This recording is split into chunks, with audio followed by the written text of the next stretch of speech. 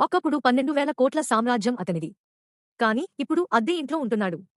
ఏం జరిగిందో తెలుసా?